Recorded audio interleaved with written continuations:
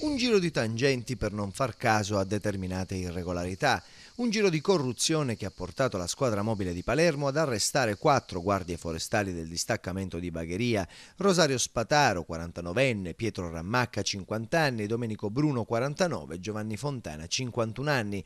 I primi 2 in custodia cautelare in carcere, gli altri 2 agli arresti domiciliari. In manette anche un imprenditore di Ventimiglia di Sicilia, Rosario Azzarello, anch'egli ai domiciliari. I forestali avevano preteso la cifra di 500 euro per chiudere un occhio su episodi di illegalità e il fatto è venuto alla luce determinando i provvedimenti autorizzati dal giudice per le indagini preliminari Angela Gerardi su richiesta del procuratore aggiunto di Palermo Leonardo Aguece, dei PM Caterina Malagoli e Alessandro Picchi. L'episodio di corruzione è emerso in seguito a indagini partite nel 2011 sulle nuove gerarchie della criminalità organizzata nella provincia di Palermo, soprattutto nel territorio di Termini Imerese. Gli inquirenti non esitano a definire il sistema come tipicamente criminale. Dopo il pagamento di somme non indifferenti, i pubblici ufficiali avrebbero fatto finta di non vedere abusi edilizi e ambientali.